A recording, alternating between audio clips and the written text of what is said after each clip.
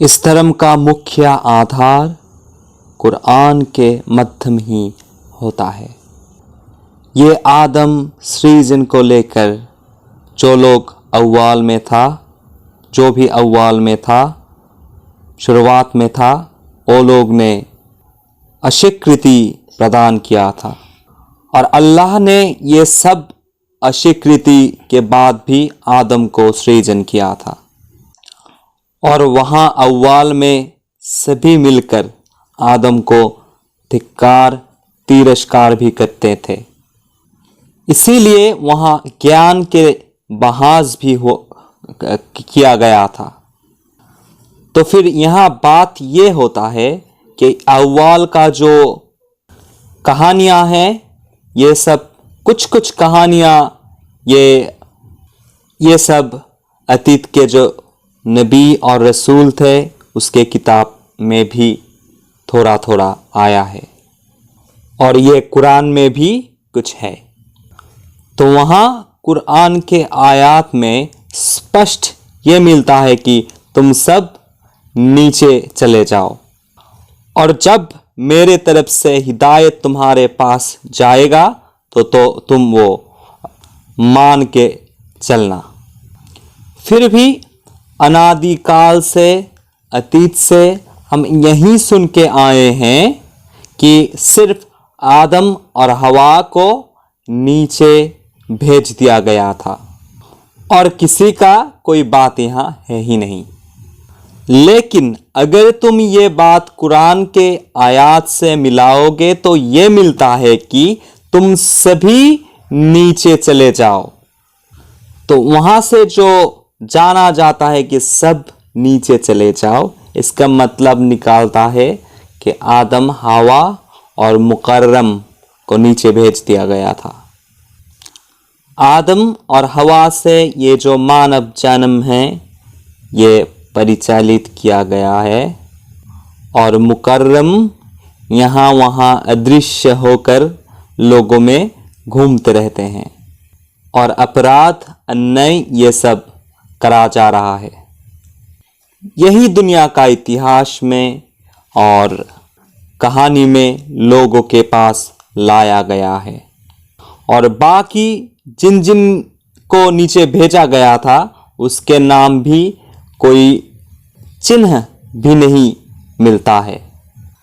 तो यहाँ बात ये होता है कि आदम और हवा नीचे आकर यह मानव जन्म परिचालित कर रहा है और चला रहा था।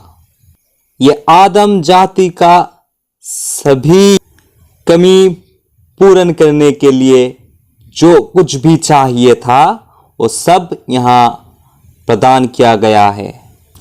तो फिर वो सब चीज़ कहाँ से लाया गया है? अर्थात ये जो सृष्टि हम देखते हैं हमारे चारों तरफ, ये सब कहाँ से आया है? हजारों जाति, असंख्य सृष्टि इस दुनिया में है, ये सब कहाँ से लाया गया था? कहाँ से लाया गया है? इसका जन्म रहस्य क्या है? इनके पास भी तो जीवन है, इन सभी को भी तो जीवन दान करके मानव की तरह परिचालित किया गया है। जैसे कि गाय से गाय जन्म ले रहा है, मानव से मानव जन्म ले रहा है, पैरों से पैरों का पिज लेके पैरों का जो जन्म है ये परिचालित हो रहा है। ये तो सिर्फ मानव के लिए ही नहीं हो रहा है, सभी जातियों ये नियम के अंदर रहकर अपने जन्म अतिबाहित कर रहा है। तो फिर हम ये माने कि आदम को और हवा को दुनिया में भेज दिया गया था अल्लाह के तरफ से ये मानव जाति परिचालित होने के लिए। लेकिन ये और जो जातियां हैं दुनिया में, ये कहाँ से आए? और ये प्रकाश दुनिया के ज्ञान से ये भी जाना जाता है कि वहाँ जो थे अव्वाल में वो किसी ने भी यहाँ नहीं आया है। ये जो नूरितन था, ये जो फिरिश्ता था, कोई फरिश्ते यहाँ नहीं आए, वो नहीं आए, वो वहाँ ही है और अल्लाह के जो हुक्म है ये पालन कर रहा है, ये सुना जाता है। तो तो फिर ये जो सृष्टि है ये कौन है, इसको कहां से लाया गया, इसका भी तो एक आधार रहना चाहिए, इसका भी तो एक इतिहास रहना चाहिए। अगर आदम का इतिहास है तो फिर तो इसके भी थोड़ा रहना चाहिए। ये सब जातियों को कैसे सृजन करके सृष्टि में लाके परिचालित किया गया है, इसका इतिहास होना चाहिए। कुछ भी, इसीलिए कुछ भी इस दुनिया में सत्य की सहित प्रकाश नहीं किया गया है और सब कुछ भूल और गलती के साथ हो रहा है, चला रहा है, चले जा रहे हैं। ये मानव जीवन भी भूल और गलती से चले जा रहे हैं। इसीलिए आज तक भी मानव ने कोई सत्य न समझ सके, ना जान सके और पहचान भी नहीं सके।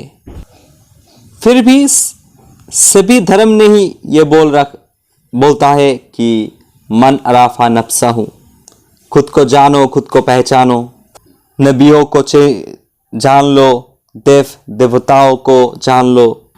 लेकिन इस बारे में जानने के लिए, पहचानने के लिए कोई धर्म, कोई ज्ञान भी नहीं दिया गया है। कैसे ये किया जा सकता है? फिर ये जो जानने पहचानने के लिए जाएगा, कैसे ये हो पाएगा? क्योंकि ये जो नबी है, रसूल है, ये तो दुनिया के नाम से ही पहचाना जाता है। और जिस चीज़ को हासिल करने के बाद नबी बोल के, देवताएं बोल के खुद को दावा कर रहा है, वो नाम तो यहाँ नहीं है। मतलब जिस आधार को लेकर ये लोग साधारण व्यक्ति से नबी या रसूल हो गया है, इस बारे में कोई ज्ञान नहीं दिया गया है, कोई परिचय भी नहीं दिया गया। तो फिर अगर किसी चीज का परिचय और सीमा नहीं दिया जाता तो उसको लोग ढूंढेंगे कैसे? ये तो असंभव है, क्योंकि जिसके ठिकाना ही नहीं होता है उसको लोग ढूंढेंगे कैसे? तो फिर इस तरह ही मानव जाति असली सत्य के पास नहीं पहुंच सके। और ये असफल होने का वजह यह है कि मानव जाति खुद को नहीं जानने और पहचानने नहीं पाए। और ये ना सीखने का कारण यह है कि जो दुनिया में धर्म देते हैं, दिया है, वो कभी भी ये नहीं चाहते थे कि ये जो मानव है ये खुद को जाने, पहचाने और खुद को ढूंढे।